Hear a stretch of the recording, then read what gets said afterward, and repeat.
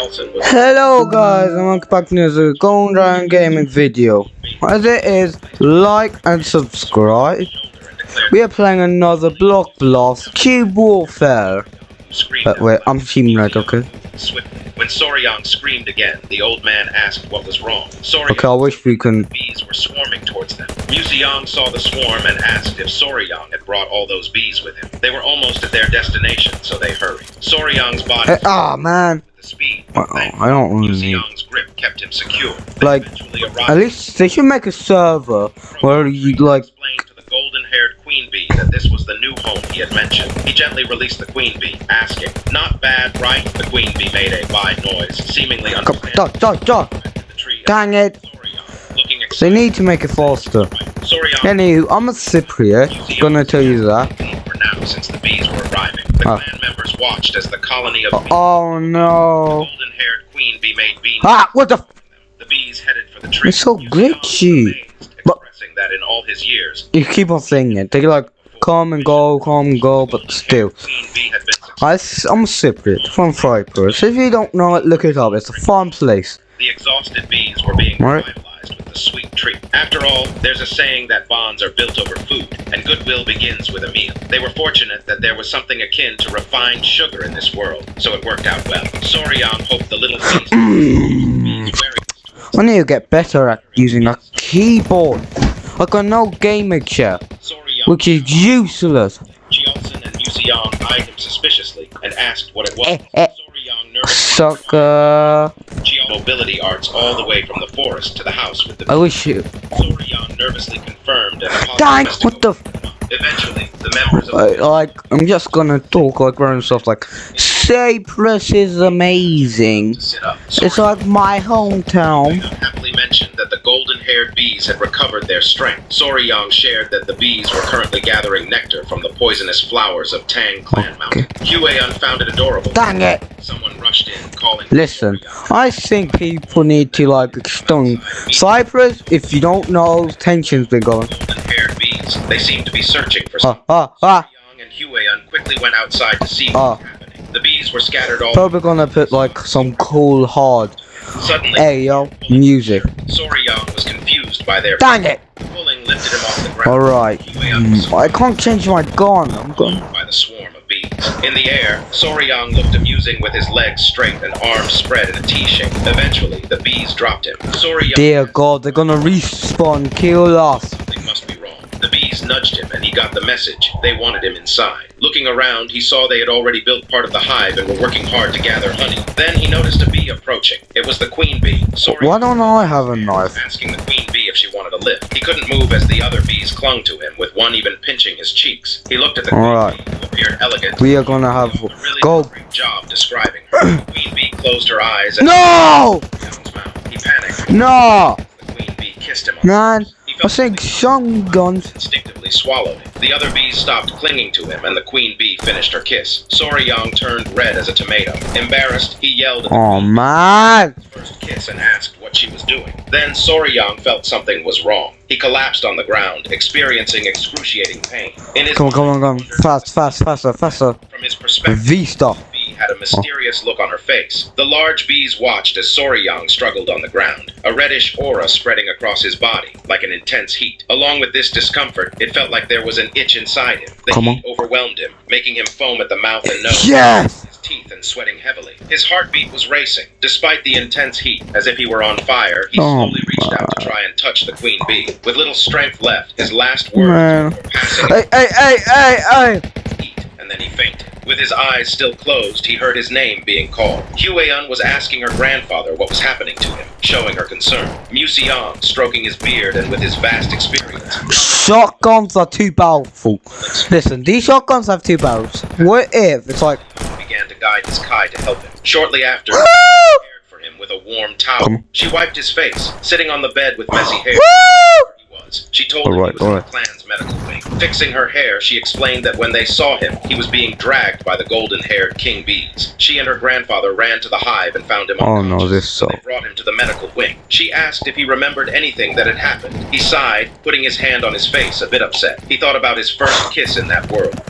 Man! Expression, and asked if he was okay or if something was wrong with his body. She also asked if he wanted her to call her grandfather. He looked at his hands, sighed, and said no. Yeah. He mentioned that no ad. the same food she It's an ad. caused the situation. Curious, Hue-yeon asked what he had eaten. Still, I think, But if he had to name it, you know, Minecraft, they have like, it's like 20 minutes, like 10 minutes a day, 20 minutes, excuse me, to their work. and another 20 minutes. After explaining this, she asked if that was the case. Then what does the queen bee eat? He casually replied that the queen bee feeds exclusively on the king bee's elixir, made by the workers from birth to death. In other words, the jelly that the I think I want to do 12 minutes, 2 minutes longer, like 24 hours, but throughout her life. But Soryang furthermore mentioned that the king bee's elixir has a special effect, leaving her surprised. He explained that normal worker bees live around a month and a half, but the queen bee, eating the king bee's elixir, can live up to 60 times longer. alright, Then he let asked me if this finish was talking. Overwhelmed with information, she told him to calm down. It was a lot to take in. With a sigh, she said she understood. The mystery was solved. She explained that the internal cultivation method he practiced is the 5 venoms return technique. It's just a beginner's technique, so he wouldn't be able to absorb all the elixir's power.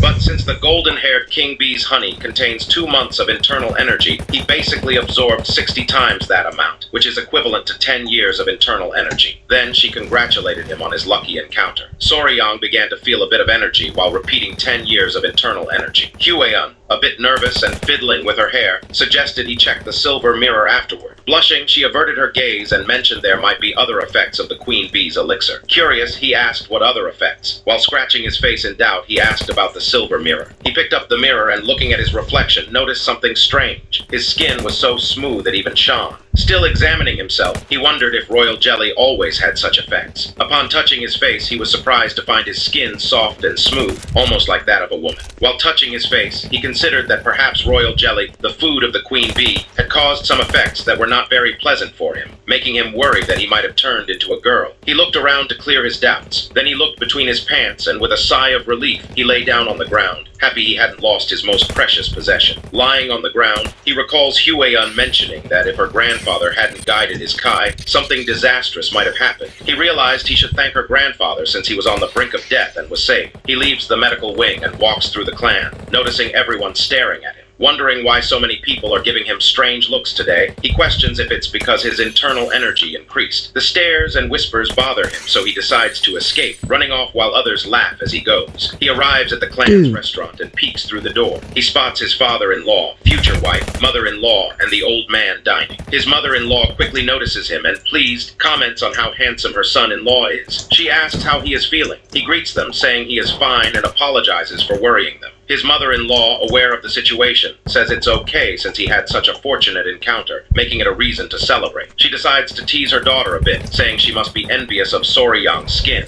Embarrassed, she quickly invites him to sit. Soryang, also embarrassed, agrees. He joins the table for a huge banquet where everyone enjoys themselves. His father-in-law asks if he is feeling well after everything that happened. He confirms he is and apologizes again for causing concern. He expresses his gratitude to the grandfather for taking care of him. Museong, smiling, congratulates him on his lucky encounter. Seeing curiosity on everyone's faces, his father-in-law asks if he could explain what happened. He mentions he heard a little about the queen bee's elixir from wine, but wants to know the full story. He hesitates, scratching his face. No! That the golden-haired queen bee seemed to like her new home and rewarded him for his kindness. As he gestures, he says, I will find a way to have like 30 minutes video. And people, please comment. It's like, mother-in-law comments that I'll make more videos, but I want... show gratitude, Was that a blue man? fascinating. Museong No. is equally surprised, asking if there's any way to get the king bee's elixir again. He mentions that if they could, it would greatly benefit the clan. Kaelson notes that even the honey from the golden-haired bees would be an incredible treasure, but the queen bee's elixir would be an extraordinary blessing. His mother-in-law, excited, agrees and asks her son-in-law if he could get more of the elixir, leaving everyone at the table confused by her sudden enthusiasm. Hue-yeon then asks him if he could obtain more of this elixir. Soryang thinks it over. If they were just regular bees, they could create several queen cells and trick the worker bees into producing royal jelly. However, with the intelligent, golden-haired bees, they would be turned into hives quickly. Besides, royal jelly is essentially baby food produced by worker bees. Alright, come on.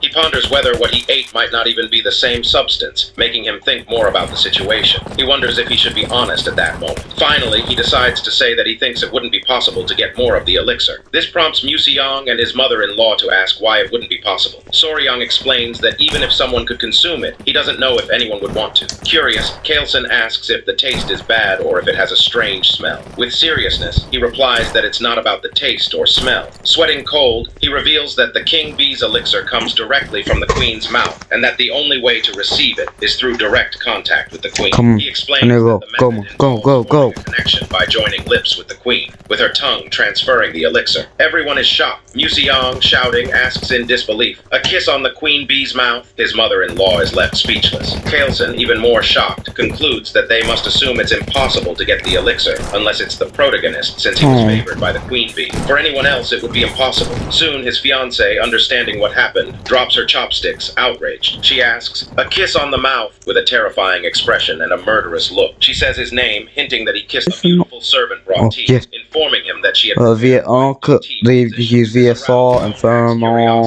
somewhat surprised. He sat down to have tea, reminding her that this was the tea from his hometown. And while the servant was serving it in the cup, she replied that she was aware it was a famous tea from Zishan. The emperor thanked her and decided to make sure to drink it well. He picked up the cup of tea, and the maid began to watch closely. And just as he was about to take his first sip, someone knocked on the door and interrupted the alliance leader's tea session. It was the military advisor, Zhang Chu. Immediately, the emperor placed the cup on the table, and with a confused expression asked what he was doing and gave him permission to enter. Zhang Chu, a man with long hair, entered and greeted the emperor respectfully, apologizing for interrupting him. He was a very handsome man. He had come to inform them that they had received a message from the Tang Sichuan clan, thinking it would be better to let the emperor know immediately. With a calm smile, the emperor asked him not to worry about interrupting the tea session. He had come in haste, so come on. Zhang Chu approached the emperor and placed a red scroll on the table, revealing that Rakshasa of the bloody hand, Tak On Yang, had died. His head had been cut off by the Tang clan, obtaining that is weird.